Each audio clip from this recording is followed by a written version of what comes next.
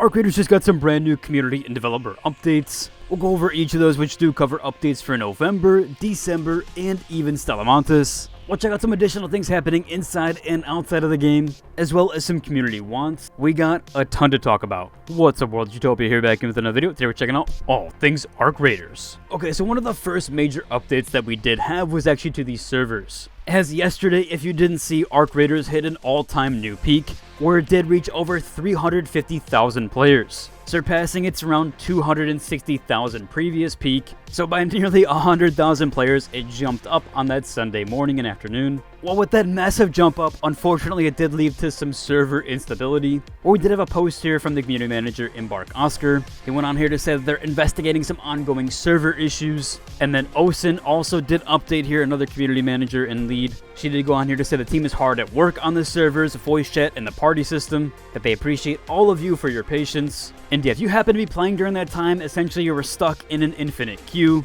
I wasn't able to leave my queue system there. And then if you tried to close your game and relaunch, you were put into a queue. Then even when you did get into a game, the party chat system wasn't working, but area voice was. So I had to communicate with my team through area voice. And then weirdly enough, even when I queued for a solo run, it ended up putting me into a party. And that same thing did happen twice, where we even all clarified saying we all queued for solo, but it put us into a party. So yeah, they had to adjust those server issues there, where Embark Osen even did say here they've implemented a login queue system as a temporary measure. That was in order to mitigate the issues related to forming parties and using those voice channels, which did actually make matchmaking a little bit longer than usual, seeing as less people could be playing the game at once. Since there was a queue system, there would be a slow rollout there, but eventually everybody would trickle in. She did go on here to say that they apologize for the disruption, and that they are humbled to see so many of you jumping into the game to the point that they need to temporarily limit the amount of players. So yeah, a bit unfortunate there, but they did reach that new all-time peak, and that's essentially when the server issues started to pop up. Well, we even had a further update here this morning.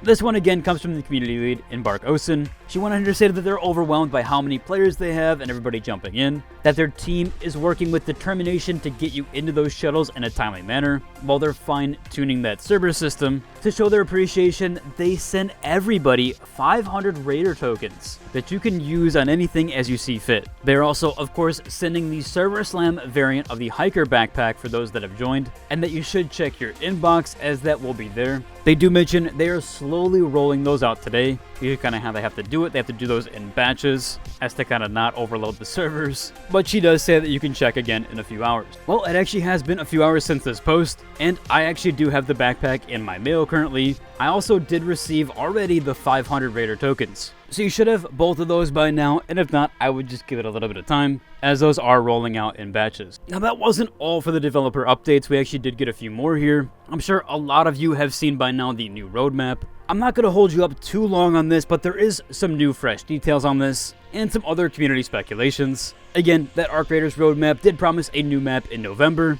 and a new Raider deck battle pass for December. So very cool to see there. We finally have the confirmation on Stella Montis. And right below that, it does say a community unlock event. So it does seem like the community unlock event might be tied to Stella Montis. I actually do have some additional context that I can give you here that pretty much does confirm that. During the early access playtest that I had, essentially Embark gave a bunch of creators early access to play Arc Raiders so that we could get footage and provide those videos out to you on embargo day.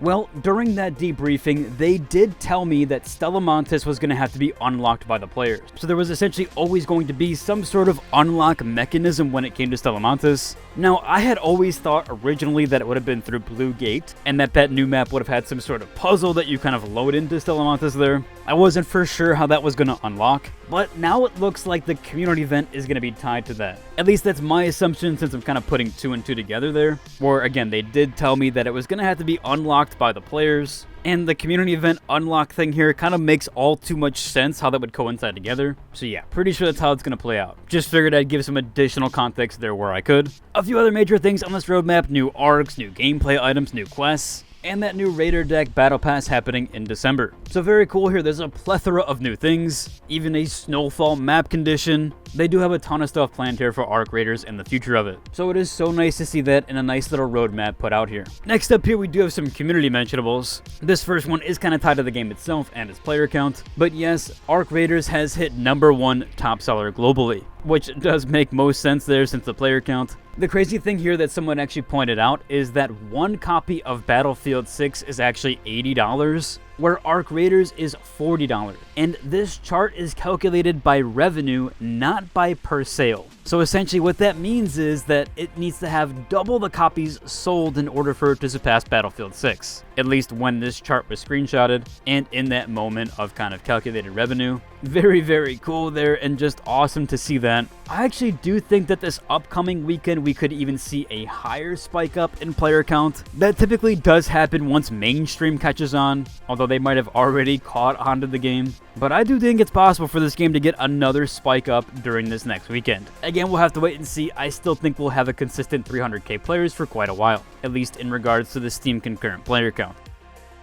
I do want to do one other community mention here, and this one actually does pertain to my community. I am actually running a giveaway for Arc Raiders, and I'm actually running 2 separate giveaways here. One for a full game Steam code, that is the standard edition, and then another one here for the console players full game standard edition as well. So again, PS5, Xbox only being lumped together there. And then the PC edition will be tied to Steam. I also do want to mention here for the Xbox giveaway and the PlayStation 5 giveaway, that's going to be in a $40 gift card, as you seemingly can't buy the physical edition or any digital codes online right now. So it's going to have to be there. There's some region limitations where that's kind of out of my hands here. I had issues before trying to buy a gift card for somebody in a different region. Not going to get into that, but of course there is some funky stuff with the politics. And there are some places that have currently suspended the stores for both Microsoft and Sony. So nothing I can do there as far as that goes. But yeah, the full read up on those limitations on my Discord, that's where the giveaway is going to be held. Jumping back though, we had some more community updates here. The first one is a really, really cool one, and it is being refunded for your items against somebody that did cheat. So if somebody did eliminate you while using cheats or due to unfair play,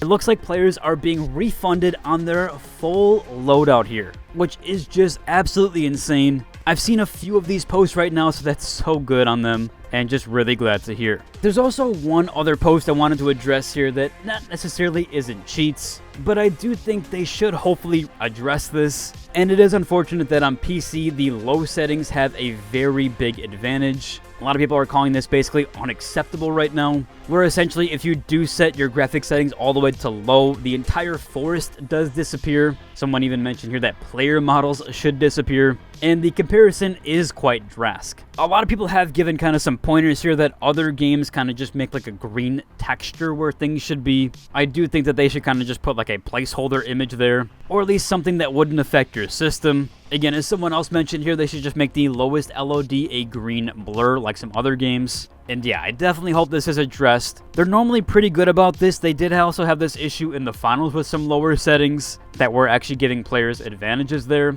and they did actually address those. Those were a bit different. They were changed in the config files to do those. This one you can just do in-game though. Again, hopefully they do address the graphic settings there. I do hope that they kind of either put a green blur like they said, or do something else, as just having this much advantage feels a bit unfair, especially for somebody that doesn't want to play on those low settings. And just for how good the game looks, and if you can handle the higher graphic settings, you really shouldn't be penalized for using any higher settings than low. Another community post here was going over some quality of life changes. This one here talking about the hideout upgrades, hopefully being able to maybe turn these in. There are some other games that let you do this, and with how limited the stash space is, yeah, I kind of hope for this too, although I'm basically almost done and almost have full level 3 workstations. So we'll have to wait and see if they do that, but it will be a nice quality of life change for those that end up resetting with the Expedition project. Another one here is pertaining to the skill tree nodes. Someone's saying here where it says wearing a shield doesn't slow you down as much, and they wanted to get the actual numbers for the skill tree.